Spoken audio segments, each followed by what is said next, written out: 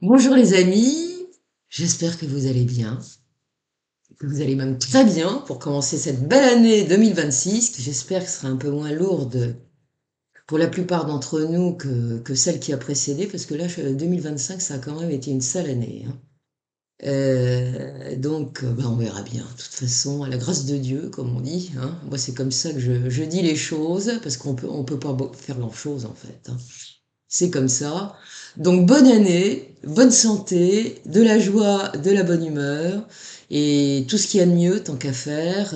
Et même au milieu de la tourmente, on arrive à trouver quelque chose de positif. Donc restons dans cette lignée-là. En attendant, merci pour vos commentaires, merci pour vos vœux, merci pour votre gentillesse, merci pour votre générosité, merci pour vos cafés, merci pour tout.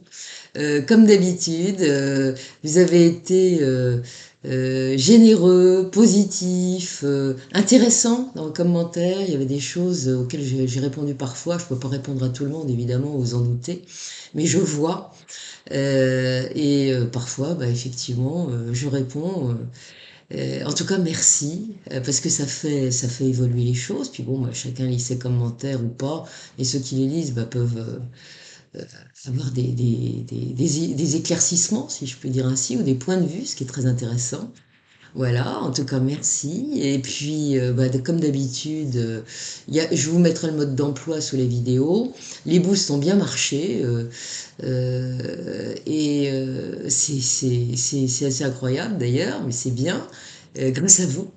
Et puis, surveillez vos abonnements, parce que là, j'ai remarqué que euh, la bestiole fait ce qu'elle veut de ce côté-là. C'est très très étonnant. Il y a eu un ralentissement drastique depuis 3 mois qui est tout à fait anormal.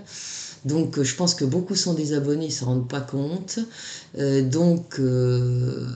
qui ne le sont pas, s'ils le veulent et si ça leur plaît, eh bien qu'ils le fassent. Parce que c'est important pour une chaîne, toutes les chaînes le savent. En tout cas, maintenant, c'est certain, vu le ralentissement qui se produit sur la plupart des chaînes qui n'ont pas atteint les sommets des 100 000 vues, je les atteindrai jamais, puis après tout, on s'en fiche, hein. C'est simplement pour avoir une visibilité sur la chaîne, mais c'est important, comme les boosts, comme tout ça. Mais bon, on vit dans des temps où tout est remanié, toutes les règles du jeu sont refaites à tous les niveaux, donc faut pas s'en étonner, on fait ce qu'on peut. L'essentiel, c'est de survivre et de continuer à faire son travail correctement. Et puis pour ce qui me concerne, d'essayer de vous distraire, de vous changer les idées, de vous donner de l'information, puisque c'est ça en fait. Oui, la seule ambition pour moi, c'est de vous distraire et puis de vous éclairer sur certaines choses, certains sujets. Alors je vois qu'il y en a qui plaisent mieux que d'autres, mais il y en a pour tout le monde. Voilà. Donc je vous avais promis, en tout cas merci, et je vous avais promis il y a un certain temps de faire la suite de l'histoire de l'affaire des poisons. J'avais évoqué la sulfureuse marquise de Brinvilliers, et maintenant on va parler du scandale incroyable qui a ébranlé pratiquement, enfin qui a chatouillé le pouvoir royal suite à cette affaire de la Brinvilliers et ce qu'on connaît plus précisément sous le vocable de l'affaire des poisons. Voilà, allez c'est parti, on y va. Donc il y a quelque temps déjà, j'avais évoqué sur ma chaînette l'incroyable histoire de la sulfureuse marquise de Brinvilliers, affaire qui avait fait grand bruit, si on peut le dire ainsi, et qui avait été le préambule à cette affaire des poisons dont je vais vous parler longuement aujourd'hui. Et effectivement, cette affaire des poisons proprement dite va débuter en 1678 et c'est à ce moment que va être mis à jour un réseau aux multiples ramifications et c'est absolument invraisemblable. Depuis mars 1900, mais non, 1667, un personnage d'importance avait été nommé à la tête de la police de Paris. Et on peut dire que sans lui, cette affaire judiciaire qui suivra le démantèlement d'un vaste trafic de poison n'aurait certainement pas vu le jour, hein. Il a fait un boulot formidable, cet homme. Et ce personnage qui avait déjà fait ses preuves dans l'affaire de la marquise de Brinvilliers n'est autre que Gabriel Nicolas de La Reynie. On peut dire que grâce à sa ténacité et à ses compétences, ce trafic de poison bien organisé qui polluait grandement la capitale depuis des années et risquait même depuis un temps d'ébranler le pouvoir royal, va être brutalement mis à jour. La Reynie était un homme d'expérience, ancien magistrat, il avait occupé auparavant diverses charges de magistrat en province, pour finir, pour occuper la charge de mettre des requêtes au Parlement de Paris, ce qui était une charge importante. Son dynamisme et son sérieux lui avaient d'ailleurs valu l'amitié et l'estime de Colbert, et le temps étant venu de réformer la police aux yeux du Premier ministre, donc de Colbert, eh bien la Reynie semblait être l'homme de la situation, et il sera ainsi le premier à occuper la fonction de chef de la police française. Auparavant, il est vrai que seuls les magistrats géraient les affaires de police, et avec sa nomination, tout va enfin changer. Il n'était que temps d'ailleurs que cela change, puisque Paris avait fini par devenir la ville la moins sûre d'Europe. Il ne se passait pas un jour, en effet, sans que quelqu'un y soit grièvement blessé, agressé ou assassiné. Outre cela, les vide-gousset détroussaient allègrement et à tour de bras les gens. Les mendiants ne cessaient d'harceler les habitants de la ville. Enfin bon, bref, c'était pas Byzance, vraiment, si on peut dire ça comme ça. De faux estropiés, de faux paralytiques, des boiteux, des aveugles qui pourtant avaient la vue perçante, ils pullulaient. Cette faune dangereuse qui sévissait depuis déjà bien longtemps dans la capitale n'était plus supportable pour les Parisiens, et donc tout cela va changer. La première chose que fera la Reynie, en effet, sera d'organiser des opérations surprises, à commencer sur le Pont Neuf, et de faire cesser la vente sous le manteau de pistolets de poche. Nombre d'individus peu recommandables, en effet, y seront arrêtés, tout comme les domestiques de nobles maisons qui organisaient des divers trafics douteux. Leurs maîtres, aussi puissants soient-ils d'ailleurs, ne pourront empêcher les sanctions qui frapperont leurs domestiques. Ils ne pourront sauver leur tête, puisque la plupart de ces gens qui se livraient à des trafics eh bien, seront pendus haut et court. Et puis la Reynie enchaînera en éradiquant la mythique Cour des Miracles, ce vilain furoncle qui a poussé au centre de Paris au fil des âges avec ses cabanes et son étrange forteresse agrémentée de tours faites de briques et de brocs qui abritait une faune de malfrats de tout poil, c'était absolument invraisemblable. Et ce lieu n'était rien de moins qu'une zone de non-droit, d'une violence inouïe, où personne, même pas une force de police, aurait osé poser un orteil sans y être invité, sauf à se faire trucider dans la minute. Ceux qui ont pris le risque, et notamment des gendarmes, à un moment, qui à quelques reprises se sont risqués là-bas, ont été complètement éradiqués, si je puis dire. Ça a été une horreur. On payait de sa vie quand on n'était pas invité, cette incursion dans la cour des miracles. Donc cette fois, des opérations d'envergure vont être organisées par la Reynie et elles vont porter leurs fruits. Les mendiants comme les faux infirmes et les faux aveugles seront envoyés aux galères après avoir été marqués au fer rouge. Quant aux prostituées qui hantaient ce lieu où sévissait également une débauche sans nom, elles seront enfermées à l'hôpital général. Ceci fait, des chasse-coquins, comme on les appelait, écumeront désormais les rues de la ville de jour comme de nuit pour arrêter les contrevenants. La Reynie aura ainsi, en quelque temps, ça s'est pas fait du jour au lendemain, mais ça a été assez rapide quand même. La Reynie aura donc rétabli l'ordre et la sécurité dans la capitale, et c'est d'ailleurs à son initiative que Paris sera enfin éclairé durant la nuit. Et oui, c'est à lui que l'on doit l'éclairage public. De coupe-gorge, Paris va donc redevenir une ville saine, et elle va même aller plus loin, Paris, puisqu'elle va devenir maintenant, et à la suite de ce qu'aura fait cet homme, eh bien la ville la plus sûre d'Europe, que l'on peut désormais traverser en toute sécurité à toute heure du jour comme de la nuit. Mais cela n'aurait été qu'une mise en bouche des transformations qui vont s'opérer dans la capitale, puisqu'un semblant de ménage préalable à l'action de grand nettoyage de toute cette fange de voleurs et de criminels de tout poil qui pollue la vie des Parisiens va être le préambule à bien d'autres choses. Et une fois que cette faune de la cour des miracles se sera dispersée vers les provinces de France, pour ceux qui n'auront pas mal fini, notamment aux galères, eh bien, Paris devenu plus sûr, pardon, peut-être sourd aussi, pardon. Donc, Paris devenu sûr, eh bien, va se transformer complètement. En dépit du peu de moyens dont il a disposé, bah oui, Nicolas Larénie a magistralement organisé la police.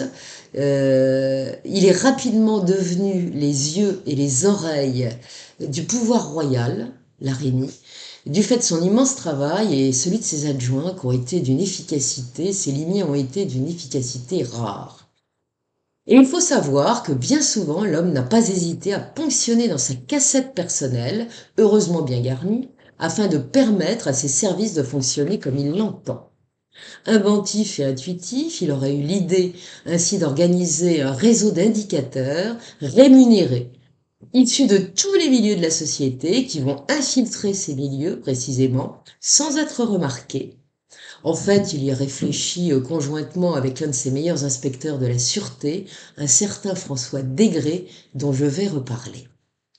Et grâce à ces efficaces réseaux d'indicateurs, eh bien, l'ARENI sera ainsi informé parfois presque en temps réel de tout ce qu'il se trame au sein de la capitale et parfois même ailleurs. Et c'est grâce à lui que les enquêtes de police sont devenues systématiques.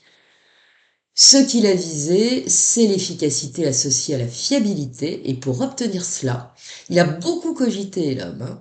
Par exemple, à propos de la torture, sous la question qui était destinée à obtenir des aveux, il s'est ainsi demandé si ce moyen était aussi fiable que cela pour arriver à obtenir la vérité. Bah oui, sous la torture, on est prêt à tout dire, tout et n'importe quoi, pourvu que ça s'arrête. Imaginez ce que c'était que la torture à l'époque. Une horreur. Et ce que veut le chef de la police, en fait, ce sont certes des aveux, mais surtout des informations fiables, afin de pouvoir enquêter dans le bon sens et parvenir à ses fins. Sa conception du rôle et des moyens dont doit user la police, selon lui, sera donc bien différente de ce qui existait auparavant, parce qu'on torturait, et puis paf, on avait des aveux, c'était réglé, et puis rien ne changeait, puisqu'on démantelait rien du tout. Des fois, ça racontait n'importe quoi. Il y a nombre d'innocents sont morts, hein, faut pas rêver. Voilà. Le tout de trouver un coupable à tout prix, c'est pas forcément une bonne chose. Il faut qu'il y ait un résultat derrière tout cela. Alors, ce que cet homme entend, lui, c'est que les vrais coupables soient vraiment arrêtés afin que les délits et les crimes ne se reproduisent plus. Assez vite, le roi Louis XIV ne pourra plus se passer de lui. Il ne s'en lassera pas d'ailleurs, puisqu'il le fera travailler jusqu'à l'âge de 80 ans. Eh oui, il aura eu du mérite, cet homme, car sa tâche a été bien lourde, parfois compliquée par la rivalité de deux hommes qui se détestaient cordialement, en l'occurrence Louvois et Colbert. Et ces deux-là étaient, hélas, ses supérieurs hiérarchiques auxquels il devait rendre compte. Donc l'Arénie n'a pas rigolé tous les jours, c'était pas simple, parce qu'il fallait être prudent, parce que vous savez, du jour au lendemain, avec des hommes puissants, eh ben, on peut avoir de gros problèmes. Il faut savoir composer, comme on dit. Le grand nettoyage pour délivrer Paris de ses empoisonneurs débutera par quelques arrestations mineures. En février 1677, une dénommée Madeleine Guéniveau, dite Lagrange, sera arrêtée par les hommes de François Desgrès, qui est donc le bras droit pratiquement de l'Arénie, on peut dire ça comme ça. Celui-là s'est donné d'ailleurs sans compter pour accomplir cette mission que l'Arénie lui a confiée. On ne peut pas rêver meilleur adjoint, hein. Les deux font la paire, comme on dit. Notons que Desgrès a également occupé la charge de chevalier du guet sous l'autorité de ce dernier, ce qui signifie qu'il avait la responsabilité de veiller à ce que le sommeil des Parisiens ne soit absolument pas troublé. Et en tant qu'inspecteur de la sûreté, qui est sa première fonction, eh bien Desgrès s'était déjà montré très actif auparavant, avant que tout cela ne soit organisé, notamment en ce qui concerne l'affaire de la Brinvilliers. Il était en effet l'homme qui s'était rendu jusqu'à Liège pour y arrêter la marquise et qui l'avait fait ramener à Paris afin d'y être jugé. Et sa détermination à la traquer, qu'il avait menée aussi loin, tenait certainement au fait qu'il avait servi sous les ordres du père de la Brinvilliers, en l'occurrence Antoine Dreux d'Aubray, qui avait été, comme on le sait, le lieutenant civil du Châtelet. Donc ce Degré connaissait depuis toujours, depuis son plus jeune âge, la marquise de Brinvilliers, et il s'était posé de sérieuses questions lorsque son ancien supérieur hiérarchique, donc Antoine de Dreux d'Aubray, avait soudain rendu l'âme, qui plus est dans des circonstances qui lui avaient semblé extrêmement suspectes. Et lorsque d'autres membres de la famille de la Brinvilliers avaient à leur tour perdu la vie dans des circonstances très suspectes, eh bien, il avait décidé d'avoir à l'œil cette belle marquise et il l'a jamais lâchée jusqu'à ce que ça porte ses fruits et jusqu'à ce qu'il puisse aller l'arrêter à Liège. François Degré s'est donc sans nul doute révélé comme un super flic avant l'heure, on peut dire ça comme ça, parce que sans lui, il y avait de fortes chances que le réseau des empoisonneurs de Paris n'ait jamais été démantelé aussi promptement. Il a vraiment été très efficace en binôme avec son supérieur hiérarchique, donc Nicolas de la Reynie. Et suite à l'affaire de la Brinvilliers, qui a permis partiellement de désorganiser ce réseau d'empoisonneurs, ben, il a continué à surveiller avec acuité ce qu'il en restait via ses adjoints et ses indicateurs qu'il avait formés, qui étaient très efficaces. Et il a bien raison, il a eu bien raison, comme la suite va le démontrer.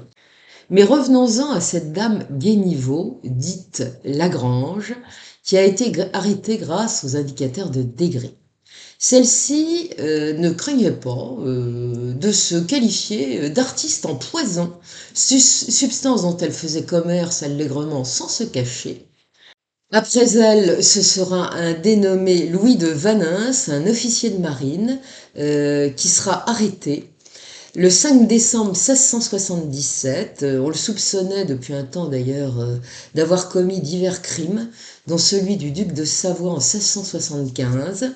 Et derrière ce décès régnait là encore un lourd poison, un parfum de poison, ça sentait le poison à plein pif. Et plus on avancera, plus on découvrira avec une certaine stupeur qu'une frange de la société, et non des moindres, puisqu'il s'agit des milieux de l'élite, pratique la magie, raffole des arts divinatoires et collectionne à tout va les talismans en tout genre, les amulettes, les miroirs magiques, enfin bon bref, voilà.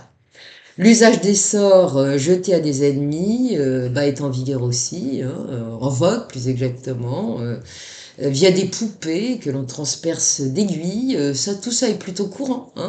Ne parlons pas des formules exhumées de vieux grimoires que l'on récite avec concentration à la lueur de chandelles, et que sais-je encore, enfin bon bref, on est en plein dans la sorcellerie, la magie noire, enfin tout ce que vous voulez.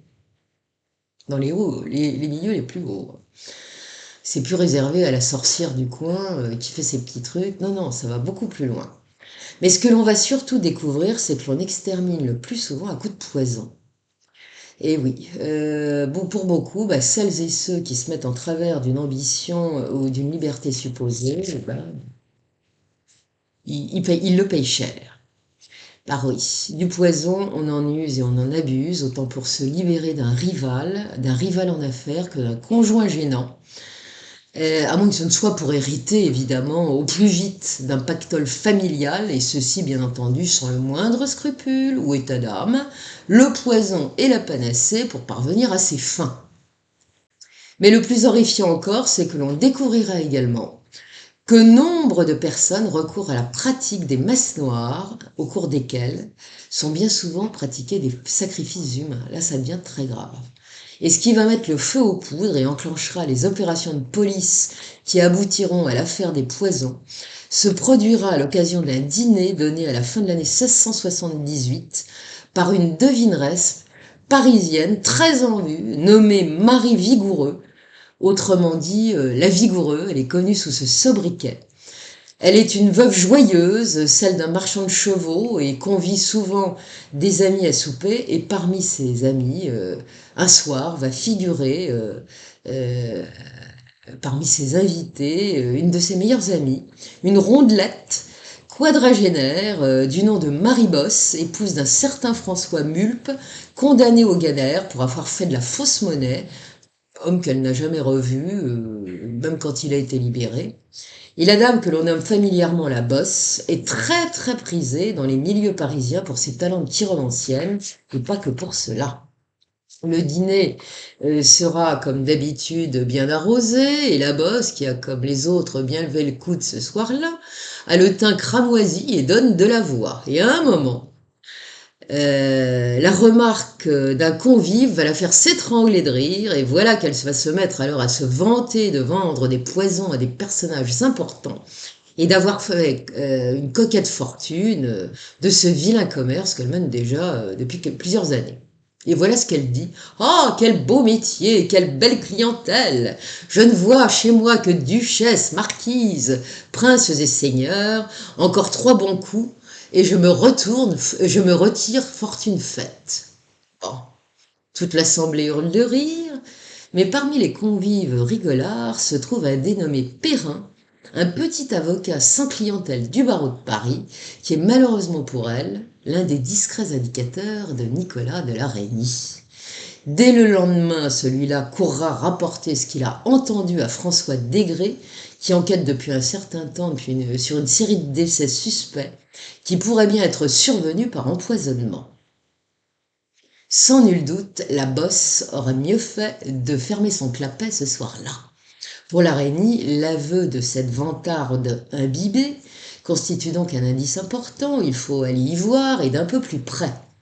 Un autre élément déclencheur de l'affaire des poisons aurait été la trouvaille qui aurait été faite l'année précédente, donc en 1677, dans le confessionnal de l'église de l'abbaye des Jésuites de la rue Saint-Antoine à Paris. Il s'agissait en l'occurrence d'un billet anonyme faisant allusion à un projet de complot ourdi contre le roi et le dauphin. Il était question de les oxyre en usant de la poudre blanche. C'était pas de la cocaïne, là. C'est vrai que ça a toujours intéressé la poudre blanche, hein. Enfin voilà. Bon, enfin c'était ça. Alors le plus incroyable est que l'on sera parvenu à remonter jusqu'au coupable. Il s'agit en effet du comte Robert de la Mirée, seigneur de Bachimont et de sa tendre épouse, qui seront arrêtés à Lyon le 17 mai 1678. Le couple avait un passif, puisqu'on le soupçonnait déjà d'avoir empoisonné le duc de Savoie à Turin. Et leur complice était d'ailleurs de Vanins, Louis de Vanins, dont j'ai parlé tout à l'heure. Et puis le trouvant encombrant, ces deux-là n'avaient rien trouvé de mieux que de l'empoisonner. Voilà. Bon, enfin, c'est de tenter de l'empoisonner. C'est vraiment un milieu. On se gêne pas, hein. Dès qu'il y a quelqu'un qui gêne, un petit coup de poison et on règle le problème. En tout cas, le comte Robert de la Mirée était un alchimiste et lors de la perquisition de sa demeure, ça sera des choses compromettantes qu'on va découvrir. Et si bien que les deux époux, comte et comtesse, vont terminer leur jour emprisonnés dans une geôle de la forteresse de Saint-André-de-Salins. Et je peux vous dire que là-bas, les conditions, comme dans toutes les forteresses royales, où l'on emprisonne les gens, c'est affreux. Toujours est-il qu'en attendant, suite au dîner durant lequel la Bosse a trop parlé, l'imprudente va tomber, et telle une belle caille, dans les filets que lui a tendus la police. Un habile stratagème sera mis en place pour ce faire.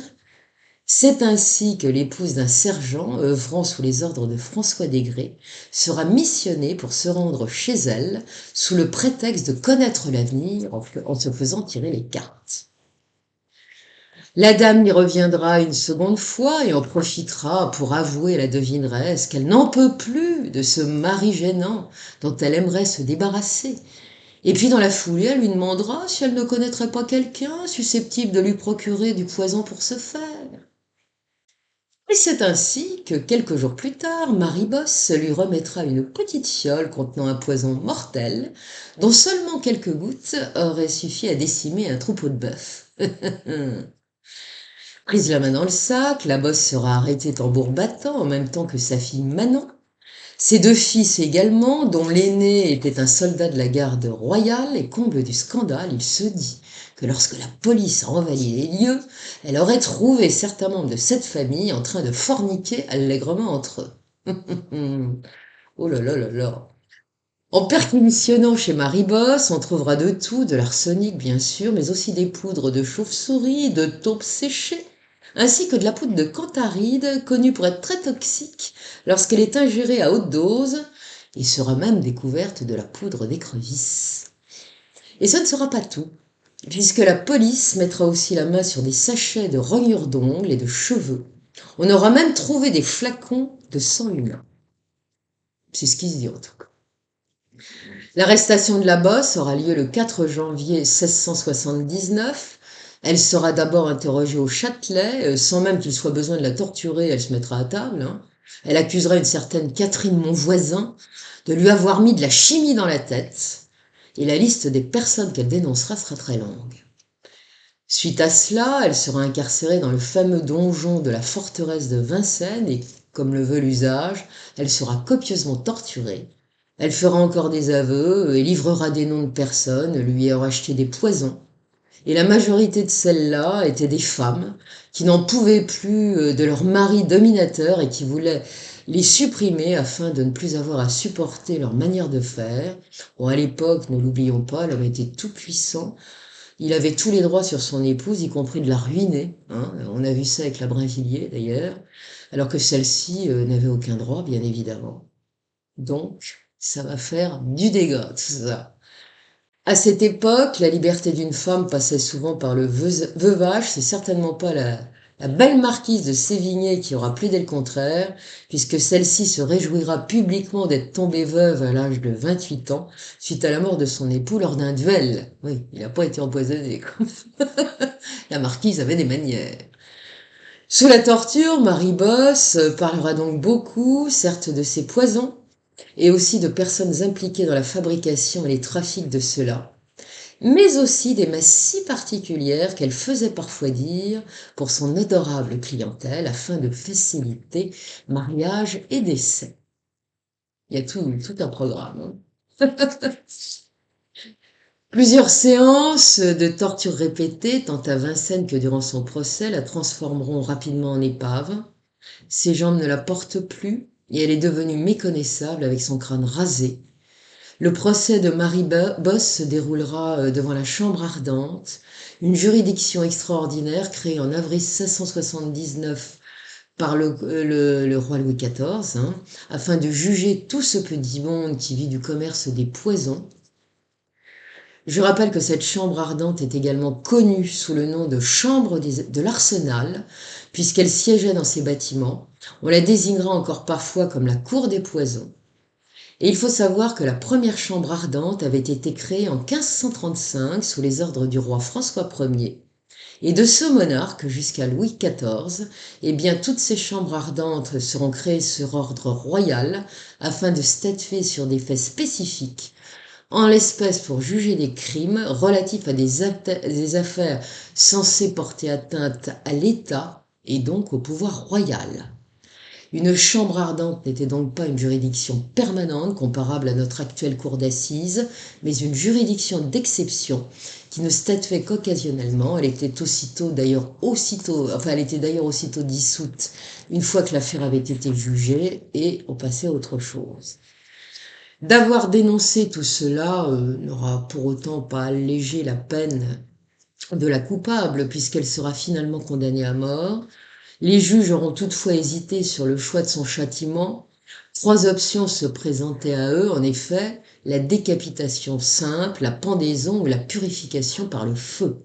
Finalement, les magistrats opteront pour cette dernière sentence. C'est ainsi que Marie Bosse périra dans les flammes du bûcher dressé sur la place de Grève le 8 mai 1679. L'un de ses fils sera pendu et sa fille Manon finira ses jours entre les murs d'un couvent.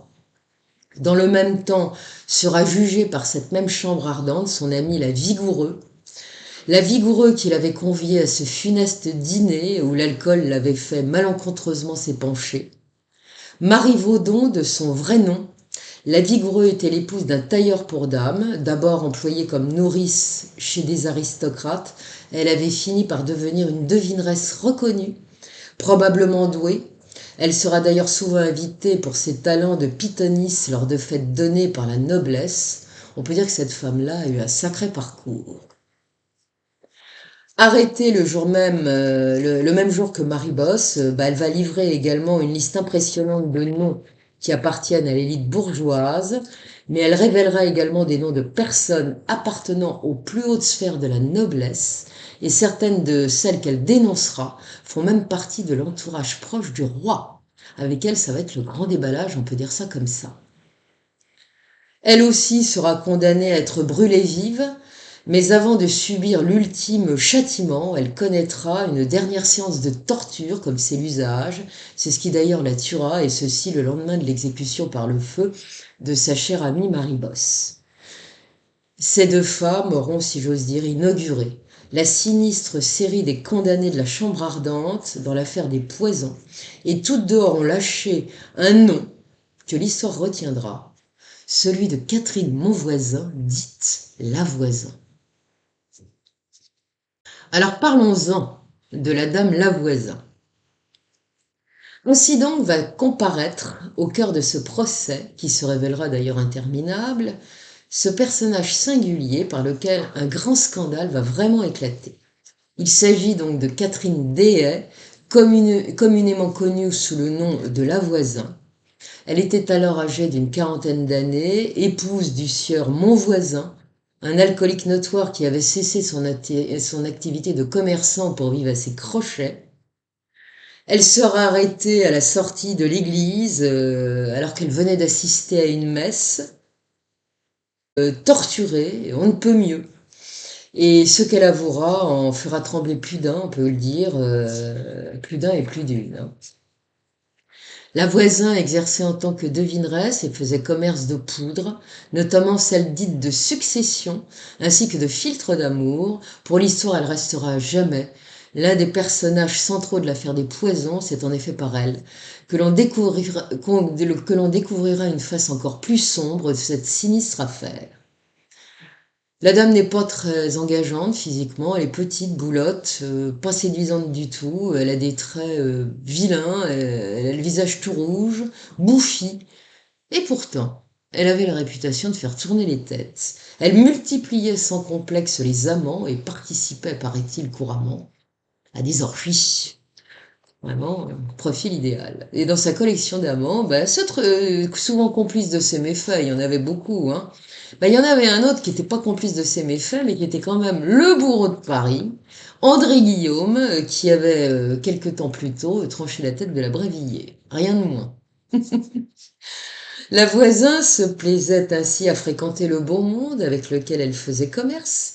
Pour autant, elle n'avait rien changé à son langage et à ses manières qui étaient celles d'une poissarde, tout le monde le disait.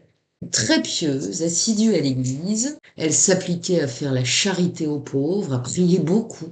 Elle récitait quotidiennement, paraît-il, 3 rosaires et assistait à 2 messes.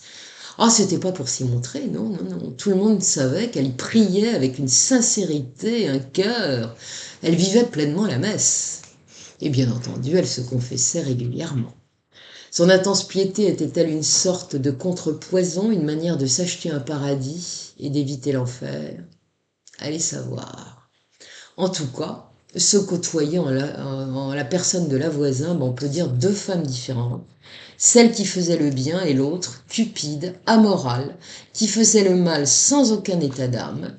Et quand j'évoque le mal, on découvrira que pour ce qui la concerne, c'était le mal avec un M majuscule. Hein. Et en plus d'être une empoisonneuse et une chiromancienne, la dame était aussi à l'occasion une conseillère conjugale, ainsi qu'une accoucheuse à ses heures, puis une avorteuse bien évidemment, une faiseuse d'ange comme on le disait à l'époque. Et lors de la perquisition qui sera menée à son domicile, on aurait d'ailleurs retrouvé des fœtus conservés dans divers ustensiles, ainsi que des restes de fœtus brûlés dans une cheminée. Il est fort probable également qu'elle faisait enlever des enfants et qu'elle se livrait à un trafic sordide de ces pauvres petits infortunés. À quelle fin? La revente, les sacrifices rituels, bah oui, on va y voir plus clair, je vais vous en parler. En tout cas, pour ce qui est de son activité d'empoisonneuse, bien avant qu'elle se retrouve entre les mains de la justice, des rumeurs diverses circulaient déjà sur son compte, comme celui voulant qu'elle soit la tête d'un trafic d'une centaine qui couvrait une centaine de personnes et qui faisait commerce de poisons de toutes sortes, était très organisée, c'était une tête pensante et dirigeante de ce réseau. Ce qui est certain, c'est que tous ces trafics l'ont rendue immensément riche. Elle a donc fini par accumuler une fortune absolument considérable. Sa petite entreprise marchait donc fort bien, et cela va de soi. Pour tous ses bons et loyaux services, elle était adulée et reçue par maints personnages de la haute société de la capitale. Autant le dire, elle connaissait et fréquentait spécifiquement tout ce qu'il y avait de plus riche et de plus en vue, de plus puissant à Paris. La femme la voisin sera plus loquace que la bosse et la vigoureux. Elle lâchera les noms, mais alors à la vitesse d'une mitraillette, sans aucun scrupule, quand il s'agira de sauver sa peau, et c'est elle qui divulguera largement l'identité des personnes qui côtoient de très près le roi. Ce sera ainsi le cas de la comtesse de Vivonne, une femme très en vue à Versailles, réputée pour sa grande intelligence, son esprit, ses connaissances phénoménales. Celle-ci avait l'art de la conversation et l'on se bousculait pour être invitée dans ses salons et à ses petits dîners. Elle avait toutefois un travers de caractère, c'était une capricieuse. Cette duchesse à la séductrice qui prisait la liberté et l'indépendance avait envie d'exister par elle-même, mais hélas, elle avait un mari bien encombrant. On connaît donc la suite. La voisin livrera également le nom de Madame de la Motte, une dame de qualité, également très bien en cour, mais elle n'est rien, à côté d'Olympe Mancini, devenue comtesse de Soissons, que la voisin dénoncera aussi sans le moindre scrupule. Et cette comtesse de Soissons était l'une des nièces du cardinal Mazarin. C'était une jeune femme très riche, très séductrice, une séductrice de haut vol, dirais-je même. On la surnommait la perle des précieuses. Encore adolescent d'ailleurs, le roi succombera à ses charmes et plus tard, devenue une intrigante patentée, elle n'hésitera pas à le manipuler pour tenter de l'éloigner de la pauvre Louise de la Vallière. Dans le cadre de l'enquête, on soupçonnera tant qu'à faire sa sœur, Marie Mancini, dont le roi était tombé éperdument amoureux dans sa jeunesse, au point d'ailleurs de songer à l'épouser avant qu'on ne le contraigne à s'unir à Marie-Thérèse d'Autriche. Marie Mancini, on peut le dire, fut sans nul doute le premier grand amour de la vie du roi Louis XIV. La voisin avouera donc, sous la torture du brodequin, avoir vendu à Olympe Mancini des poisons, ce qui lui aura permis d'oxyre nombre de personnes, notamment des rivales, parce qu'elle était jalouse. Une tradition toute italienne, en somme, des sœurs Mancini, je vais reparler un peu plus tard. En tout cas, lorsque la voisin va être interrogée dans les conditions cruelles que l'on sait, un certain Lesage, qui n'était autre que l'un de ses amants, c'était son amant en titre, c'était pas seulement un de ses amants, c'était vraiment l'amant en titre de la voisin.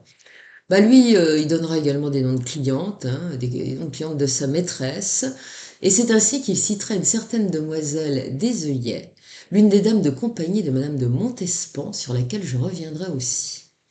Au fil des séances de torture, la voisin continuera de se répandre et par là même, les arrestations continueront de se multiplier. Sera ainsi arrêté le maître des petites écoles de la Charité, qui est un homme important aussi. Et au sein de cette chambre ardente, on torturait allègrement, au gré des interrogatoires, de l'avancement des débats. Rien de mieux pour faire surgir les aveux, lorsque l'inculpé peinait un peu à parler, allez hop, paf, un petit coup de torture et ça repartait comme en 14. Seront également arrêtés des prêtres apostats. De cela, on sait qu'ils avaient renié complètement radicalement la foi chrétienne, et ça sera notamment le cas d'un certain abbé Dabo, qui était un ami de Lesage, donc l'amant en titre de la voisin. Et celui-là, plus que dévoyé, officiait à l'église Bonne Nouvelle et bénissait à tour de goupillon. Non, pas de goupillon. Son goupillon, c'était une branche de coudrier, des branches de coudrier, qu'il avait appelées du nom évocateur la verge d'Aaron, censée posséder une étrange vertu. Il suffisait, ainsi qu'une femme touche celle-là, avec celle-là le lit d'un homme, pour que celui-ci retombe aussitôt amoureux d'elle. N'est-ce pas beau? On y croyait, bah ça va. Et il paraît que ça fonctionnait d'ailleurs, mais parfois ça fonctionnait pas comme prévu. Alors l'abbé avait un autre remède. Il vendait de la poudre d'hostie consacrée, sur laquelle avait préalablement été gravé le nom de l'homme que la dame désirait séduire, et il suffisait qu'elle mélange ensuite cette poudre, cette dame, à la nourriture de celui qu'elle convoitait, pour que celui-là se pâme aussitôt. Bon, on y croyait, hein. Une fois devenu l'ami de la voisin, bah, cet abbé Davos s'est mis à célébrer des messes noires. Suite à la dénonciation de cette dernière, ce triste cire se fera arrêter en novembre 1679. Comme tant d'autres, il sera pendu et brûlé en place de Grève. Et nombre d'autres prêtres seront arrêtés et l'on découvrira avec horreur qu'ils invoquaient Satan durant des célébrations de messe dans leurs églises, et aussi que tous faisaient commerce d'hosties consacrées qu'ils profanaient lors de rituels sataniques. Cela étaient également les auteurs de conjurations diaboliques. Certains se livraient à de curieuses pratiques consistant à faire passer ou à placer sous les calices de la messe des poudres empoisonnées ou des flacons de poison. Lors d'interrogatoires, certains préciseront que ce rituel était censé amplifier les effets des poisons par la bénédiction du ciel. Bah voyons. Tout ce petit monde dont les activités tournaient autour du poison et de rituels que l'on peut qualifier de sataniques se dénonceront les uns les autres, ce qui aboutira à l'arrestation de 442 personnes par les hommes de Nicolas de la Reynie. Toujours est-il qu'à ce stade du procès, qui ne fait que débuter, on n'en est pas, on n'a pas fini, hein. On va voir des choses encore plus incroyables. En attendant, Louis XIV, qui s'y informait au jour le jour de l'évolution de l'affaire, n'en revient pas. Autant le dire, il fait grise mine. Jusqu'où ça va-t-il aller? Là, il se pose des questions et il a bien raison de s'inquiéter parce que ça va aller très loin.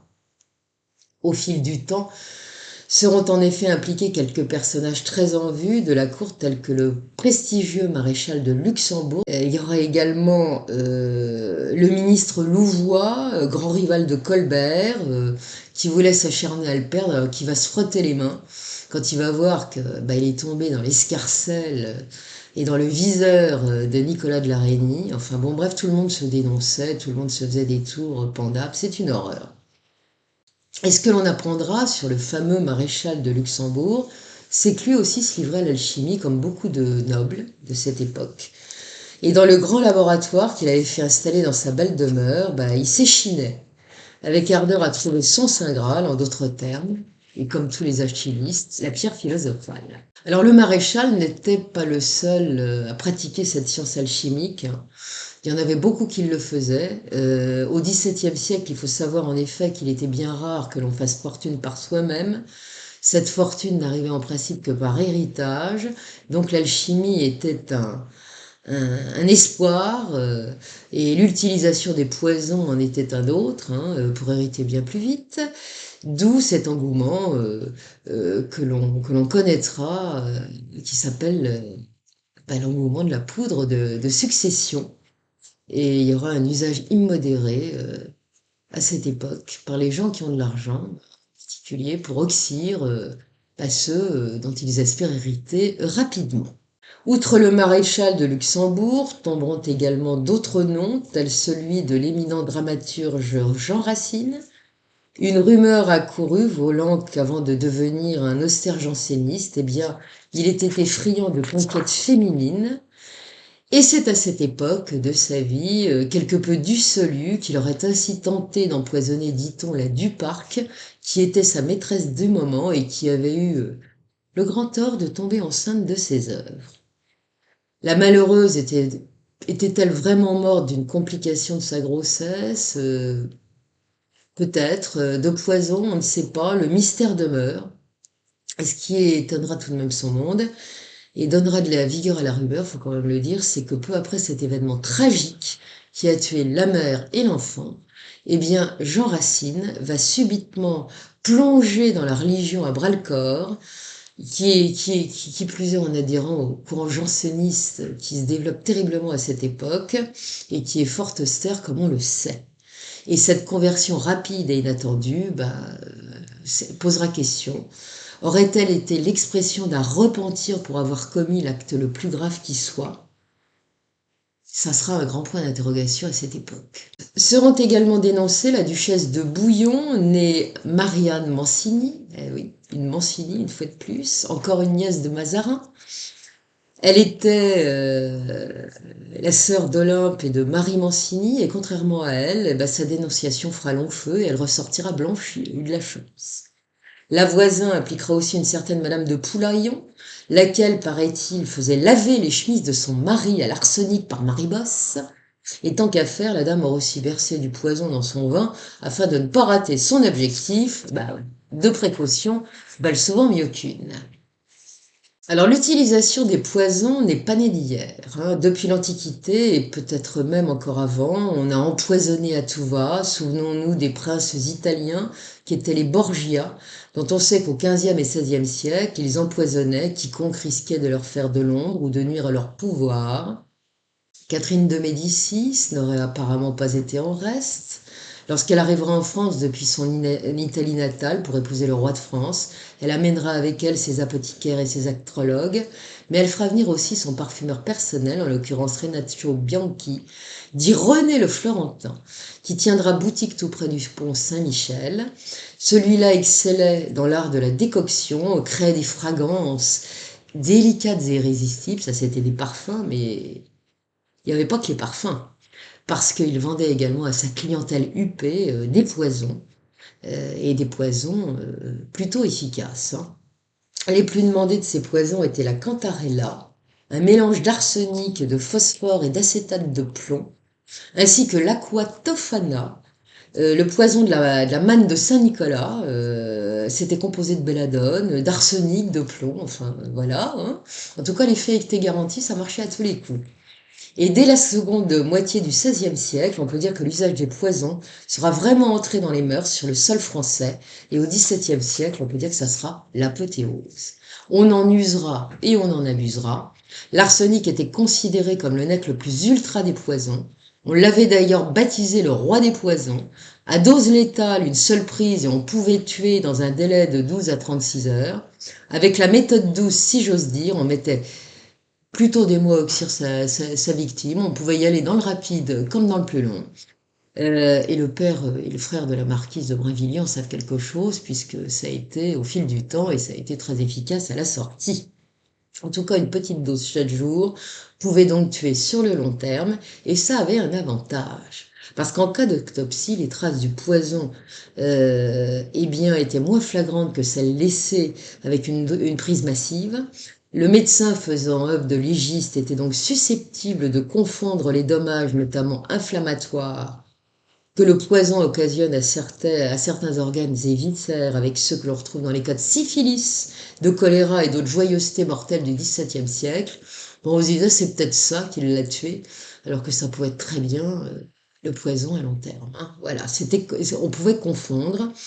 Et puis l'arsenic avait un autre avantage non négligeable, il n'avait pas de goût particulier. On pouvait donc le mélanger à la nourriture, à des boissons, et ça passait inaperçu. Puis il y avait aussi une petite astuce supplémentaire dont on use couramment afin d'être sûr d'arriver au résultat escompté. Eh bien, on faisait absorber de l'arsenic à un crapaud. Une fois mort, on broyait celui-là et la mixture obtenue pouvait être ainsi aisément mélangée aux aliments. L'autre méthode consistait à faire dessécher l'infortuné crapaud, arseniqué évidemment, et à le réduire en poudre. Rien de plus facile ensuite que de verser la poudre dans une boisson et de mélanger ça à de la nourriture, ça passait inaperçu. Et puis l'arsenic avait une autre propriété, et non des moindres, celle d'être absorbé par la peau. Un soupçon sur les pages d'un beau livre que vous allez offrir à votre ennemi, ou un oreiller, ou sur un oreiller, un coussin, des gants, des chaussures, un peigne ou un vêtement, et le tour était joué. Cette méthode d'empoisonnement d'un vêtement était très utilisée sous le règne de Louis XIV et on appelait ça couramment la chemise d'arsenic. La cire de bougie pouvait être également infestée d'arsenic, ça marchait. Il suffisait alors de respirer l'air d'une pièce ou une bougie qui se consumait pour être contaminé et mourir tranquillement. C'est pas beau ça? Et parmi les autres manières de faire périr un gêneur, il y avait encore la poudre de diamant. Ah oui, il fallait y mettre le prix parce que le diamant quand même ça coûte cher. Mais il y avait des clients pour ça, hein, et plus c'est cher, plus on pense que c'est efficace. Donc certains utilisaient ce procédé, mais il y en a un qui marchait très bien. Bah oui, celui qui marchait très bien, c'était la fameuse poudre de Cantharide. Alors la Cantharide, vous voyez sur l'écran là, la Cantharide c'est une espèce de coléoptère que l'on retrouve en Espagne. Cette poudre était généralement absorbée en tant qu'aphrodisiaque, mais en cas d'excès, elle pouvait s'avérer fatale. Ce qui est certain, c'est qu'après l'affaire des poisons, l'engouement que l'on avait pour eux chutera pour toujours. Il y aura bien encore ça et là quelques histoires d'empoisonnement dans le temps, mais ça sera désormais bien rare. En attendant, on va en apprendre de belles concernant la belle société entre les murs de la chambre ardente, et oui, ainsi que je l'ai déjà dit, Olympe Mancini, comtesse de Soissons, qui ne semblait pas avoir failli à la tradition liée à ses racines italiennes, a été dénoncée par la voisin. Bien avant cela, la rumeur avait déjà couru qu'elle aurait tenté d'empoisonner celle que Louis XIV commençait à regarder d'un peu trop près, en l'occurrence la belle et jeune Louise de la Vallière. Alors, mademoiselle de la Vallière aurait d'ailleurs une curieuse attitude qui aurait pu prêter à confusion. Après que le roi l'ait délaissée à son tour et avoir souffert d'une longue maladie, dont on supposera qu'il pouvait s'agir des suites d'une fausse couche, elle décidera en effet de prendre le voile et d'aller s'enfermer au Carmel. Une rumeur courra cependant que sa fuite au couvent aurait eu pour but d'empêcher son royal amant de la faire revenir à Versailles. Mais tout cela ne tient pas debout, car en réalité sa foi était ardente. Elle prononcera d'ailleurs ses vœux perpétuels 5 ans après avoir été admise au couvent, et elle décédera à l'âge de 65 ans, après 36 ans, d'une vie religieuse absolument exemplaire. Il semblerait qu'Olympe Mancini ait également tenté d'empoisonner son mari. Alors que le pauvre ne la gênait pas vraiment, il faut bien le dire, il se montrait en effet très complaisant et ne l'empêchait aucunement de vivre sa vie comme elle l'entendait. Au final, la voisin sera condamnée à périr dans les flammes du bûcher, et ceci le 2 février 1680. À 6 heures du soir, alors que la nuit vient de tomber, elle subira l'affreuse sentence en place de Grève. N'étant pas noble, elle n'aura pas bénéficié du privilège de la décapitation préalable, mais on lui accordera tout de même le bénéfice du requentum qui consistait à tuer discrètement la personne, généralement par étranglement. Et dès que la fumée devenait épaisse et que les flammes commençaient à monter comme ça, voilà quoi. Hein. Bon, il y a de fortes chances que si cette faveur lui a été accordée, c'est certainement pas par bonté d'âme de la part des juges, hein, mais plus probablement par crainte qu'elle ne se mette à hurler encore des noms ou des choses un peu trop compromettantes en place publique. D'ailleurs, lorsque la charrette qui l'a menée à la place de Grève a tourné à l'angle d'une rue, des badauds sont restés sidérés. Lorsque le prêtre qui l'accompagnait, comme c'est l'usage, lui a tendu un crucifix, elle s'est mise à hurler comme une damnée et à débiter les pires impiétés et injures. Elle a craché à tout va et des horreurs. Hein. Elle s'est mise à rire comme une démente, laissant les témoins, les habitants, les Parisiens qui la regardaient passer complètement médusés. Selon certaines sources, il semble qu'elle ait eu tout de même le temps d'articuler le nom de la Montespan, et ceci avant d'expirer. Et pourtant, lorsque les flammes l'ont entièrement dévorée, une clameur va se faire entendre. Comme pour la Brinvilliers, certaines bonnes gens vont se mettre à hurler qu'on vient de brûler une sainte. Après la mort de la voisin, d'autres coupables continueront d'être arrêtés, jugés, condamnés, et ceci jusqu'en 1682. En juillet 1680, on repart un petit peu en arrière, peu de temps après l'exécution de sa mère, eh bien sa fille, Marie-Marguerite, qui a été arrêtée en même temps qu'elle, comme on le sait, va demander à être entendue. Et celle-ci prétend avoir de nouvelles révélations à faire. Et en effet, quelle révélation? Le nom qu'elle va lâcher au juge va avoir l'impact d'une bombe, puisqu'il s'agit de celui de Madame de Montespan, rien de moins que la maîtresse en titre du roi depuis 1667. Et puis celle-là, faut le rappeler, elle a quand même mis au monde 7 enfants du roi en 11 ans. Ces enfants naturels au départ, puisqu'ils n'étaient pas ceux de la reine, ont été légitimés à la demande du roi par le Parlement de Paris. Mais hélas, le vent va tourner à un moment pour Madame de Montespan, puisque peu à peu, elle est toujours enceinte, son corps est déformé, et le roi s'est lassé. Voilà. C'est plus la passion du début de la romance. Mais il n'y avait pas que cela qui dérangeait le roi, c'était les sautes d'humeur. La dame de Montespan était souvent de mauvais poil, et ça, elle se mettait à hurler, elle n'était pas d'accord, et ça a fini par lasser le souverain. Et pour ne plus avoir à subir ces sautes d'humeur, il l'a fait éloigner de ses appartements.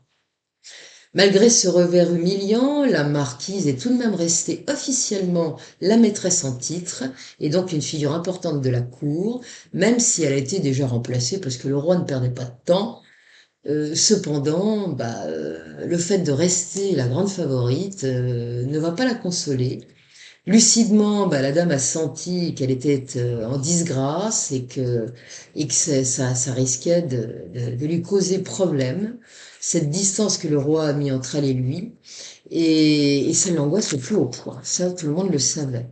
Et au dire de la fille de la voisin, hein, eh bien, se trouvant désormais dans cette situation délicate, elle n'aurait eu, semble-t-il, qu'une seule idée en tête, celle de reconquérir pleinement les faveurs royales, en faisant en sorte que le roi retrouve de l'intérêt pour elle. Et c'est ainsi qu'elle aurait pensé à user de certains artifices afin de ranimer les feux royaux, tels que les philtres d'amour.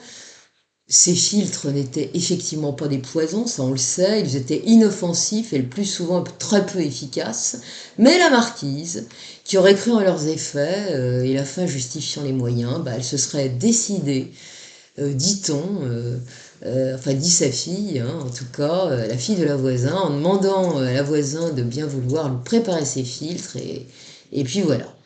Ainsi donc, Marie-Marguerite, mon voisin, a lâché sa petite bombe en citant le nom de la Montespan, et comme elle veut convaincre les juges, elle va plonger tête baissée dans les détails. Elle jurera ainsi avoir vu sa mère aller livrer à la Montespan ses commandes. Elle révélera également en avoir elle-même remis en main propre à la Montespan, qui se serait déplacée jusqu'à Paris. Voilà, elle l'a fait qu'une fois, semble-t-il, enfin bon. Mademoiselle Desœuillets, qui se trouvait être alors la dame de compagnie de Madame de Montespan, serait également venue chez sa mère, chercher ce qui était destiné à la marquise.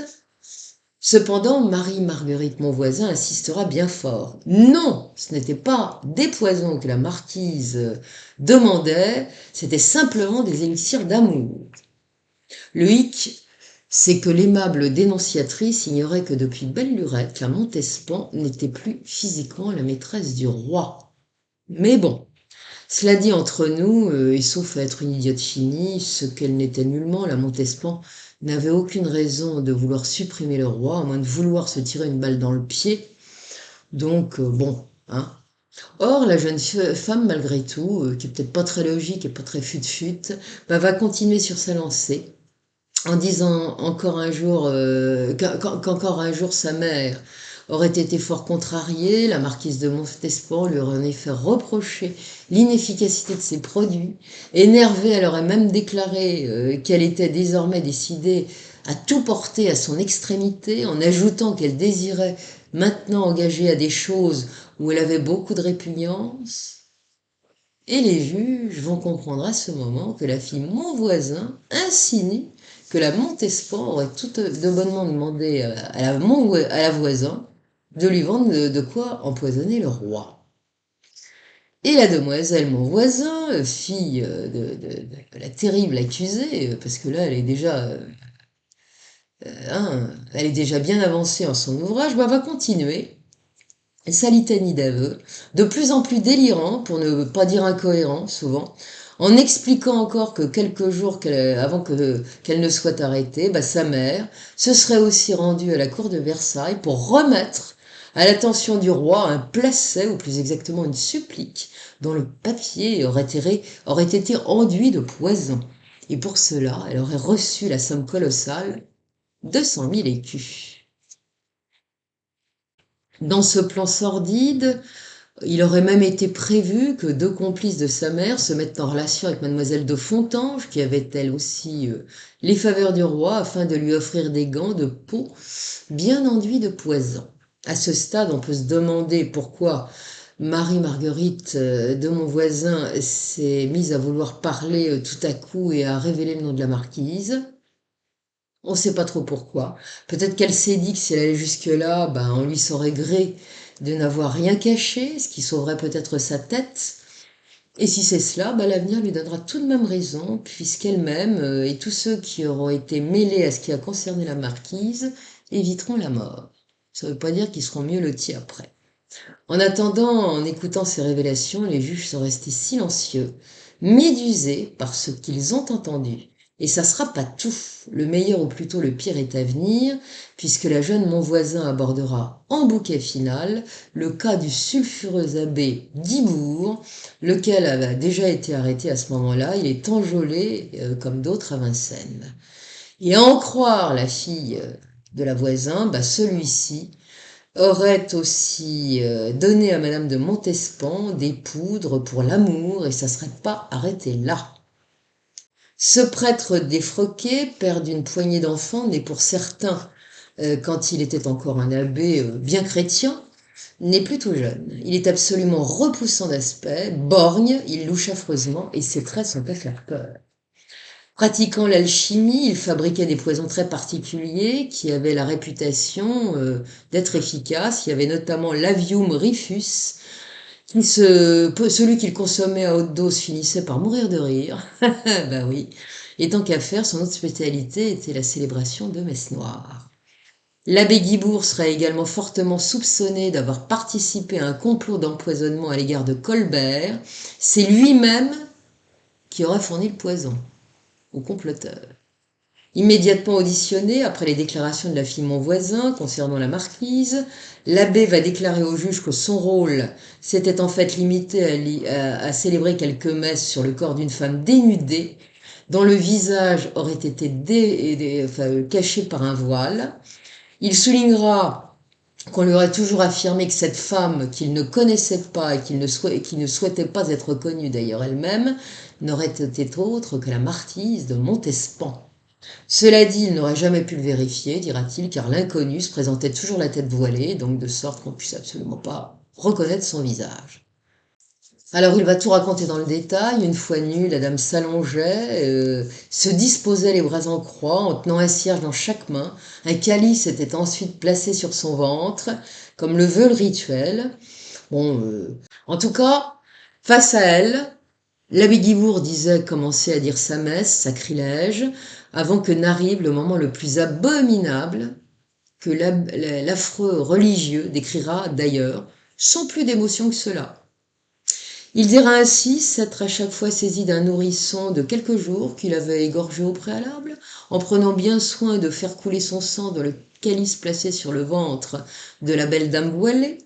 Et après cela, il ne lui restait plus qu'à dire des phrases rituelles que je ne prononcerai pas moi-même, même si je les connais, par lesquelles il convoquait deux démons puissants en les conjurant d'accepter le sacrifice du malheureux bébé. Après son incantation, il devait alors formuler la demande de la dame étendue face à lui, à savoir son souhait en échange de cette messe, de conserver l'affection du roi, puisque c'était le cas de la Montespan, ainsi que la faveur des princes et des princesses de la cour. Et à en croire l'abbé, eh bien ces messes sacrilèges, il les aurait célébrées par 3 fois, et ceci dans 3 endroits différents. Une fois, ça aurait été dans un château situé entre Paris et Orléans, dont il ne donnera pas le nom. La seconde fois, c'était dans une pauvre cabane, et la troisième fois, c'était tout simplement chez la voisin qui demeurait alors rue Beauregard. à Paris. D'où venaient ces pauvres enfants que l'on sacrifiait lors de ces abominables messes noires?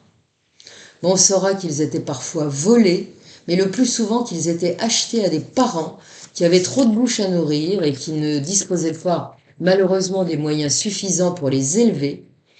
Et pour ce qui est du trafic de ces enfants destinés au sacrifice, l'abbé Guibourg et la voisin auraient d'ailleurs été, ils auraient été associés. Ça aurait été très efficace.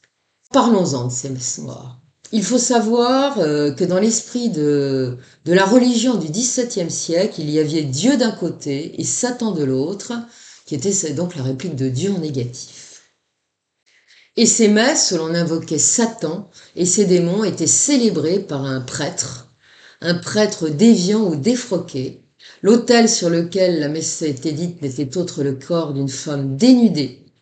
Celui de celle qui avait commandé évidemment la cérémonie et souhaitait en tirer bénéfice. Ces messes sataniques étaient généralement le théâtre de toutes sortes de profanations, notamment d'hosties, et parfois lorsque l'on voulait obtenir un maximum d'efficacité, c'était alors qu'étaient pratiqués les sacrifices rituels et affreux de ces malheureux et innocents nourrissants.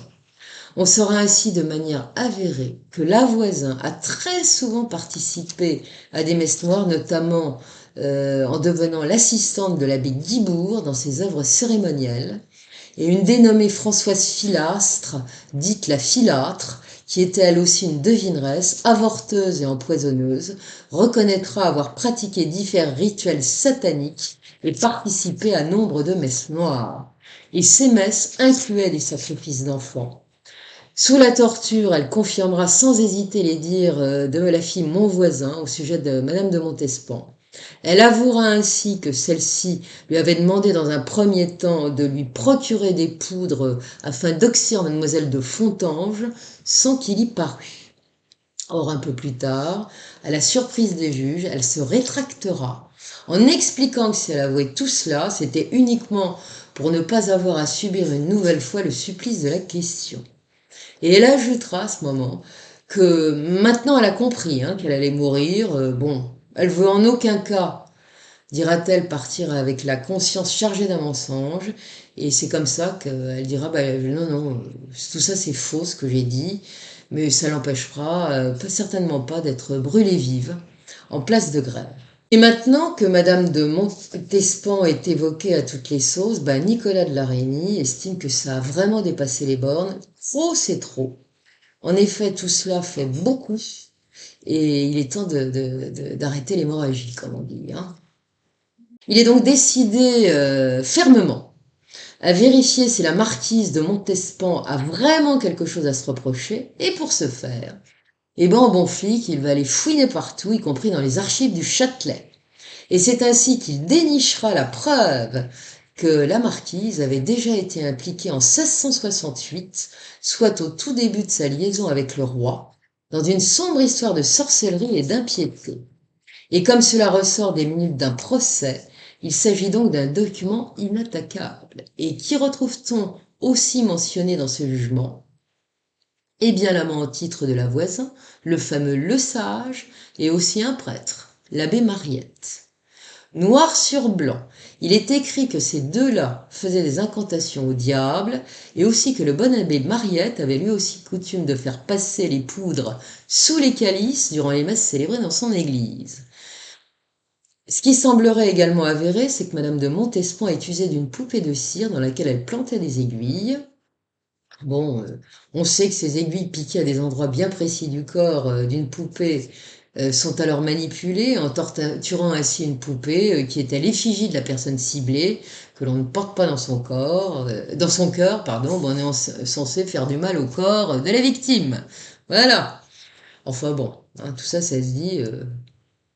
Voilà. Enfin, nul doute que beaucoup se livraient à des rituels de sorcellerie de toute nature, de toute nature, oui, de diverses natures sous le règne de Louis XIV, et ceux qui le faisaient prenaient cela très au sérieux. Ils y croyaient dur comme fer. Et pour tout ce qui concerne la marquise de Montespan, le lieutenant de police Laraignée établira des rapports extrêmement précis qu'il ira régulièrement présenter au roi Louis XIV, et en les lisant, celui-ci restera absolument horrifié, et il y a de quoi. Ainsi donc, après que deux de ses anciennes amours en la personne des sœurs Mansigny aient déjà été mises en cause, voilà qu'il apprend maintenant, de la bouche de son fidèle Larigny, en lequel il a toute confiance, que la mère de ses 7 enfants est à son tour mise sur la sellette, qui plus est, avec de très graves accusations de sorcellerie à la clé. Le roi a certainement saisi à ce moment qu'à travers ces accusations gravissimes dont on accuse ces femmes, et qu'il a aimé très sincèrement durant un temps, et parfois même passionnément, c'est lui que l'on cible. L'affaire est donc en train de prendre un tour politique avec les aveux de la voisin et de sa fille et de quelques autres. Un cap a été passé et tout cela déplaît fortement. Il ne supporte pas Louis XIV et ça l'inquiète profondément. Et voilà pourquoi, le 30 septembre 1680, il va ordonner à la Chambre ardente de suspendre ses audiences. Et cette suspension des audiences durera près de 8 mois. Ce qu'il y a de plus compromettant au sujet de Madame de Montespan sera systématiquement extrait de tous les dossiers et minutes du procès. Pas question de laisser traîner le moindre élément qui pourrait compromettre sa réputation, la réputation de Madame de Montespan et celle du roi par ricochet. Le roi va aussi ordonner que lorsque les audiences reprendront, soit désormais noté tout ce qui a trait à Madame de Montespan sur des registres distincts qui seront gardés en lieu sûr, et rien de ce qui la concerne ne devra plus jamais apparaître dans les actes réguliers de la procédure. Et dans la foulée, il signifiera à mademoiselle Desœuillets, qui est la suivante de la marquise de Montespan, qu'elle est écartée de la cour et qu'elle doit immédiatement quitter Versailles. Et avant qu'elle n'en parte, le roi fera en sorte de s'assurer de sa discrétion. On va lui expliquer certaines choses, mais lesquelles l'histoire ne le dit pas. Si la sanction est tombée, c'est parce qu'il semblerait que la dame ait effectivement acquis des aphrodisiaques auprès de la voisine et qu'elle ait aussi participé à des messes noires, ceci dans un contexte bien particulier. C'est ainsi que certaines personnes la soupçonneront d'avoir remplacé Madame de Montespan lors de la célébration des fameuses messes noires dites par l'abbé Guibourg. La femme voilée aurait-elle été la Desœuillets? On n'en sait rien. Peut-être que voulait-elle bénéficier elle-même, qui sait, des avantages de cette mestoire. On peut se poser la question, on peut se poser toutes les questions, car après tout, elle aussi avait été la maîtresse du roi et la mère de l'un de ses enfants. Celui-là n'avait pas été reconnu. Bon, on sait pas trop, mais en tout cas, ça va pas lui porter chance à la Desœuillets, puisqu'elle sera exclue de la cour, comme vous le savez. C'est une drôle d'histoire, mais de toute façon, là-dedans, est-ce qu'on saura vraiment la vérité? Il y a à boire et à manger.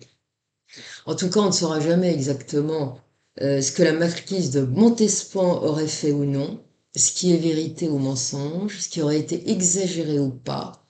On ne connaîtra que des bribes de cette histoire, ça c'est sûr. Enfin, je pense qu'elle n'était pas claire. Mais elle n'était pas aussi gravement coupable, à mon sens aussi, de ce dont on l'a accusé. Voilà, ce qu'on vous visait, c'est le roi. J'en suis absolument convaincue. Mais ça, c'est mon avis personnel. Je suis pas historienne et je peux me tromper. Ce qui est certain, en tout cas, c'est que la marquise n'aura fort heureusement pas eu à s'expliquer devant les juges de la Chambre ardente, comme d'ailleurs tous les autres commanditaires de noble extraction qui ont été impliqués dans ces sulfureuses affaires de poison et de messe noire. Ceux-là, pas de déclaration durant le procès. Pour ce qui est de ce procès mémorable, en tout cas, il sera tenu en 2 sessions. Une première session qui s'est déroulée du 7 avril 1679 au 30 septembre 1780, soit durant plus d'1 an et demi. Et après cette pause de 8 mois dont j'ai parlé tout à l'heure, les audiences seront reprises dès le 16 mai 1681 pour s'achever en juillet 1682, après que le roi ait décidé de dissoudre cette chambre ardente. On saura que Louvois, qui était alors le ministre de la Guerre et des Finances, aura souvent fait le déplacement aux audiences de la chambre ardente. Comme on le sait, celui-là était l'ennemi juré du Premier ministre Colbert. Et à diverses reprises, Louvois aura fait en sorte d'orienter les juges de manière à nuire à son concurrent. C'est pourquoi les questions que les juges poseront à certains témoins en sa présence ne seront jamais neutres. Et l'air de rien, Louvois s'arrangera souvent pour demander à des inculpés si telle ou telle personne n'aurait pas eu à leur connaissance acheté des substances illicites. Les noms que Louvois citait alors étaient évidemment ceux des proches de Colbert. Ben oui. Tout aura été donc fait par Louvois pour que le procès comme l'enquête soit mené de manière à nuire aux partisans de Colbert et donc par là même à ce ministre prestigieux et tout-puissant. Durant ce long procès qui sera étendu donc sur plusieurs années comme vous venez de le voir, seuls les accusés des classes inférieures auront été soumis à la question. Jamais ne l'auront été ceux qui sont issus de l'aristocratie ou de la haute bourgeoisie, ceci du fait d'un privilège accordé à leur caste. Il n'y en aura pas eu beaucoup, mais quelques-uns tout de même. Et quant aux commanditaires, autrement dit les clients de ces empoisonneurs, dont certains sont prestigieux, aucun de tout cela n'auront été inquiétés. Tous auront d'ailleurs été dispensés de comparaître devant la chambre ardente, à l'instar de la marquise de Montespan. Le roi ordonnera toutefois à Marianne Mancini de quitter Versailles, voilà, et de demeurer sur ces terres de Nérac, et ceci pour toujours. Hein, ça sera terminé pour elle. Comme déjà dit, ce seront au total 442 personnes qui auront été arrêtées, dont la plupart auront été traduits dans la chambre ardente qui tiendra en tout 210 audiences. Au fil des aveux qui auront été faits entre ces murs, la chambre aura rendu 319 décrets de prise de corps, c'est-à-dire d'arrestation, et puis lesquels donneront à la suite 194 arrestations effectives. 104 jugements auront été prononcés, dont 36 auront ordonné la mise à mort, 5 autres des condamnations aux galères perpétuelles, 106 inculpés qui auront été condamnés à la prison à vie, finalement triste existence, à l'isolement total au fond de cachots insalubres, sombres et glaciales l'hiver, dans diverses forteresses françaises. Mieux eût valu entre nous pour une condamnation à mort, parce que la façon dont ils ont vécu leurs dernières années a été absolument épouvantable. Seront également prononcées 34 peines de bannissement et de condamnation à des amendes. Un nombre indéterminé de condamnés finiront aussi leurs jours enfermés dans des monastères ou des hôpitaux. 30 accusés seulement auront bénéficié d'un acquittement. 30 seulement. Ce seront finalement ceux qui en savaient trop sur Madame de Montespan, qui n'auront pas été condamnés à mort, ceux-là ont sauvé leur tête. Ceux qui auront été condamnés à vie, bien loin, à rester bien loin de Paris, tels Le Sage, l'amant de la voisin, l'abbé Guibourg, ainsi que Marguerite Monvoisin, fille de la voisin, finiront donc dans des prisons, hein, des forteresses terribles, mourront dans ces sinistres forteresses provinciales. Et Louvois leur a réservé un sort à tous ces gens qui ont fini dans les geôles de ces sinistres endroits. Louvois ne sera pas privé d'ordonner au gouverneur de ces forteresses de faire en sorte que tous ces prisonniers aient les fers aux pieds en permanence, tout en étant attachés comme des chiens au mur par des chaînes. Vous voyez, le supplice était parfait.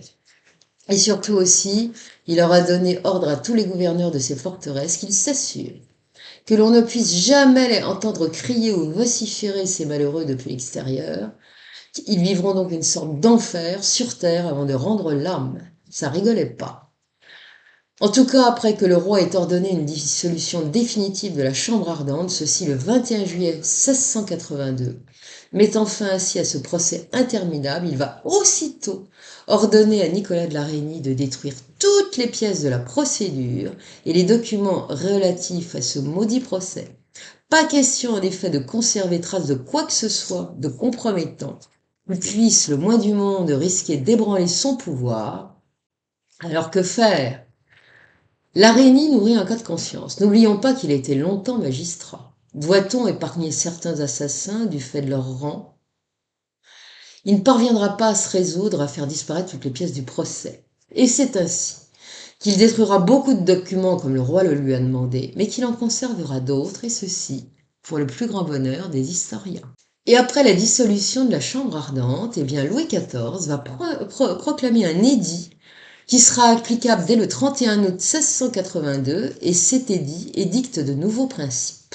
En préambule, le roi explique qu'ayant constaté l'inefficacité des mesures prises à l'encontre des devins, magiciens et enchanteurs de tout poil, eh bien il se voit dans l'obligation de légiférer à nouveau. Son exposé de présentation est assez long, et l'on sent à quel point le roi a été indigné, effrayé pour ne pas dire traumatisé, osons le mot, par cette affaire des poisons. Pour ce qui est de son contenu, l'édit précise clairement que désormais, toutes les personnes se mêlant de deviner le futur, de même que les devineresses et les devins professionnels, devront sur le champ quitter le royaume sous peine de punition corporelle. Que sont maintenant interdites toutes les pratiques superstitieuses, orales ou écrites, faites en abusant des termes de l'écriture sainte ou des paroles de l'Église, soit en disant ou en faisant des choses qui sont sans rapport avec cela, comme des rituels de magie noire, et maintenant ceux qui s'en aviseraient seront punis de manière exemplaire. Quant à ceux qui ajouteraient à cela de la superstition, de l'impiété et du sacrilège à l'occasion de pratiques magiques ou autres du même genre, comme la magie noire ou les messes noires, eh bien ceux-là risqueront la mort, ils seront punis de mort. Seront également punis de mort les empoisonneurs qui auront fabriqué, préparé, procuré ou vendu leur poison. La mort sera aussi la sanction de tous ceux qui auront usé du poison, que leur victime ait succombé ou non. Ça rigole plus. Le poison est défini dans l'édit comme étant toute substance capable non seulement de causer la mort, mais encore peu à peu d'altérer la santé. L'édit précise également que les marchands qui délivreront de l'arsenic, du réalgar, de l'or-piment et du sublimé, qui sont des dérivés de l'arsenic qui sont très toxiques, donc tous ceux-là qui délivreront ces substances aux médecins, apothicaires et chirurgiens, orfèvres et autres, devront obligatoirement inscrire sur un registre spécial le nom et la demeure de l'acheteur et la quantité vendue de ces substances.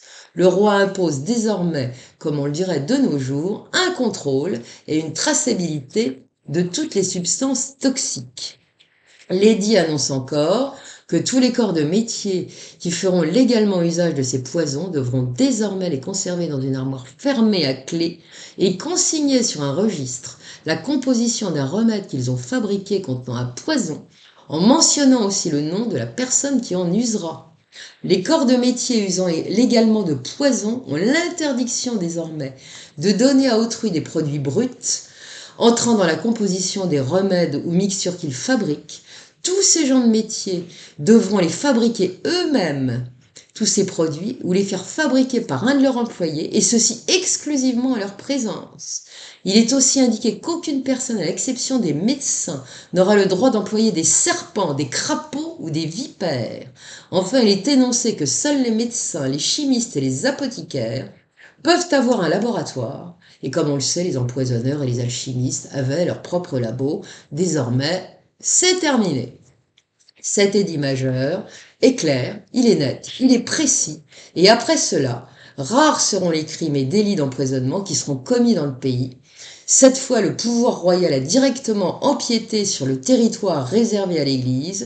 Alors rappelons qu'avant ce procès mémorable qui a failli ébranler la royauté puisqu'elle a mis le roi en danger, seule en effet l'Église, avec ses inquisiteurs, ses démonologues et ses théologiens, avait autorité pour se prononcer sur les sujets touchant à l'occulte. Eh bien désormais, c'est terminé tout cela, c'est l'État qui décide. Alors, le sort de Madame de Montespan dans tout ça. Pour ce qui est du sort de la Dame de Montespan, après cela, les décisions à prendre a été délicate pour le roi. En aucun cas on ne peut la chasser de la cour, puisqu'elle est la mère de 7 enfants royaux, tous légitimés. Louis XIV se contentera donc de lui faire savoir qu'elle n'est plus en grâce et qu'elle doit sur le champ quitter le bel appartement qu'elle occupe au premier étage du château, Comme je l'ai déjà dit, on lui accordera le privilège de continuer de vivre à la cour, mais dans un appartement plus petit, situé au rez-de-chaussée. Sa disgrâce ne deviendra en fait effective que 9 ans plus tard, en 1691. Elle quittera alors définitivement Versailles pour aller rejoindre le couvent de la communauté de Saint-Joseph. Et lorsque ses enfants se marieront, il faut savoir elle ne sera même pas conviée à leurs noces. Et elle décédera finalement en 1707. 2 ans après son décès, Louis XIV demandera qu'on lui fasse porter un coffret de cuir noir. À l'intérieur se trouvent quelques documents relatifs au procès de la Chambre ardente qui la concernent, ainsi que d'autres mentionnant les noms qui ne devaient pas être portés à la connaissance du public. Ce jour-là, Madame de Maintenon, qui est, comme on le sait, l'ancienne gouvernante des enfants de la Montespan et que le roi a épousée depuis en secret, hein, voilà, elle est là. Et Louis XIV ne jettera même pas un œil à ces vieux papiers jaunis qu'il extrait du coffre. Et là-dedans, il y a des registres d'audience, hein. Il va les lancer à la volée dans les flammes, dans le grand feu qui brûle dans la cheminée. Pourquoi a-t-il fait cela à ce moment-là? Tout simplement parce que la royauté connaît quelques soucis à cette époque. Le roi n'est plus le soleil, c'est un vieux monsieur. Et comme les coalisés sont sur le point d'envahir Paris, il ne veut donc pas que ces documents compromettants pour la royauté tombent entre leurs mains, ni dans celles de quiconque d'ailleurs. Et puis il y a surtout que le temps a passé. Est venu le moment de s'alléger de certains souvenirs sombres de son passé. Louis XIV désire donc tourner la page définitivement, en ignorant que pour une fois la reine lui a désobéi, puisque ce qui vient de partir en fumée, il existe en fait en double, caché quelque part. Alors, comment tout cela a-t-il pu se produire? On peut se poser la question. Il n'est peut-être pas faux de penser que Louis XIV, de par sa personnalité, a généré, sans bien entendu y participer directement, certains comportements au sein de sa cour. Il faut savoir qu'il avait été très marqué par l'épisode de la Fronde, qu'il avait vécu enfant. Il avait donc nourri très jeune une immense méfiance à l'égard de la noblesse française. Et il avait compris que pour éviter les complots, rien ne valait mieux que d'user du principe du diviser pour mieux régner. Voilà. Et c'est ce qu'il s'appliquera à faire tout au long de son règne. Et il ne lui déplaira pas, il faut donc bien le dire quand même, de voir tous ces courtisans qu'il a pour ainsi dire domestiqués, courbés en deux devant sa personne, prêts à tout, y compris à s'humilier et à porter les coups les plus bas à leurs concurrents, afin d'obtenir ses faveurs. Ça l'amuse beaucoup. Et oui, Louis XIV, on peut dire aussi qu'il était narcissique, avide d'attention et de déférence. N'oublions pas ces rituels qui avaient été mis au point, celle du petit lever du roi, le grand lever du roi, la prière à la chapelle, le grand couvert, le coucher du roi, où seuls quelques courtisans privilégiés, pour ne pas dire quelques élus, avaient l'honneur de participer. Ah, pour cela. C'était l'occasion rêvée d'approcher l'intimité du souverain et mieux encore, de se faire remarquer de sa personne, dans l'espoir de se voir octroyer quelques privilèges. Si on était du premier cercle et qu'on participait à tout ça, ah, quelle gloire! Et si le roi vous adressait la parole, ah, ah, quel honneur! Beaucoup se seraient damnés pour faire partie de ceux qui attirent son attention, qui l'amusent, et avec lesquels il passe des moments, grands ou petits. Et toute cette engeance de cour n'a donc fait que flatter et cirer les pompes du roi. Ceci à longueur de décennies, tandis que lui les regardait se précipiter et lui faire des ronds de jambes. Ah, il était au courant de tout ce qui se passait à sa cour, le roi. Ah, ah, tout ce qu'il se disait, y compris des médisances, et on peut dire que ça l'amusait beaucoup, tout en flattant son ego. Et le moraliste Jean de la Bruyère écrira dans l'un de ses ouvrages, en l'occurrence Caractère, un noble, s'il vit chez lui dans sa province, il vit libre, mais sans appui. S'il vit à la cour, il est protégé, mais il est esclave. Ça veut bien dire ce que ça veut dire. Voilà. En instaurant ce système de privilèges, Louis XIV a donc engendré un système de concurrence terrifiant Pour atteindre le Saint Graal, cette caste aristocratique a joué des coudes, et ô combien! Pour garder sa position, beaucoup se sont battus, et pas qu'un peu. La compétition s'est parfois révélée terriblement féroce entre certains courtisans et courtisanes, afin de conserver ou les obtenir les faveurs royales.